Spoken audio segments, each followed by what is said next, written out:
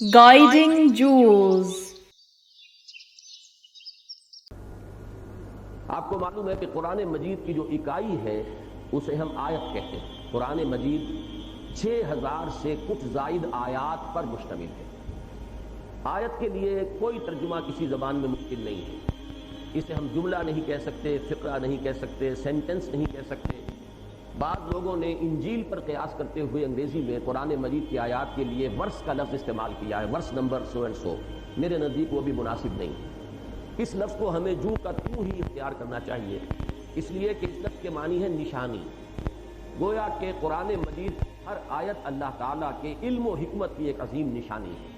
اب ظاہر بات ہے کہ اس لفظ کا آپ ترجمہ کس زبان میں کریں گے، اور اگر کسی زبان میں نشانی کا لفظ لائیں گے تو پھر وہ بالکل ذہن کو منتقل نہیں کرے گا اس بات کی طرف۔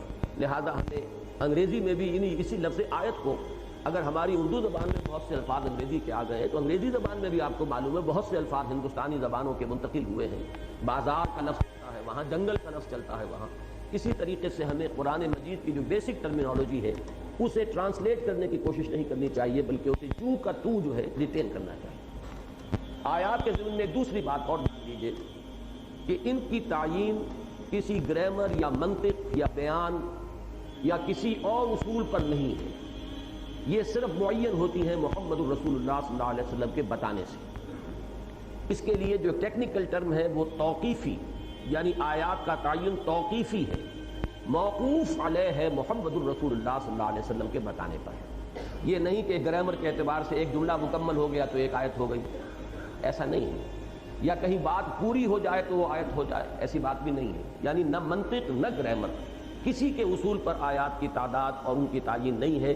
یہ چیزیں تمام کی تمام موقوف ہیں محمد الرسول اللہ صلی اللہ علیہ وسلم کے بتانے پر۔ چنانچہ بعض آیات صرف حروف مقطعات پر مشتمل ہیں، الف لام میم آیت بن گئی۔ بعض آیات جو ہیں جن کو مرکبات ناقصہ کہتے ہیں نحو میں، والعصر زمانے کی قسم ہے، یہ بھی آیت ہو گئی۔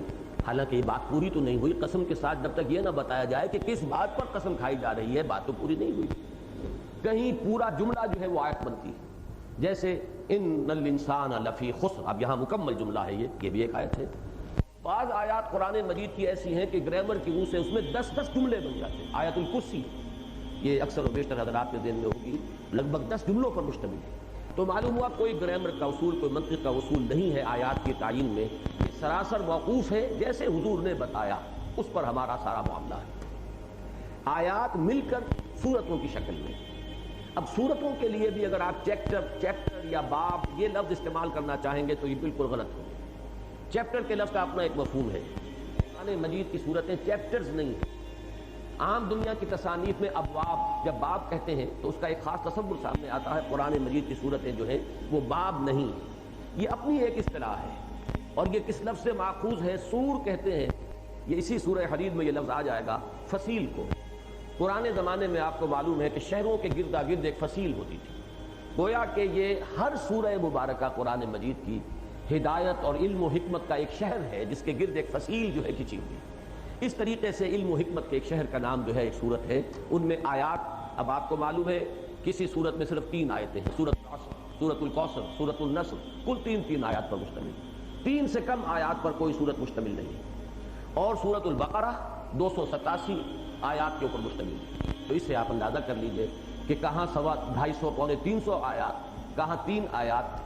یہ تعین بھی کسی اصول پر نہیں ہے، یہ بھی توقیفی معاملہ ہے، محمد الرسول اللہ صلی اللہ علیہ وسلم کے بتانے پر اس کا دار و مدار ہے۔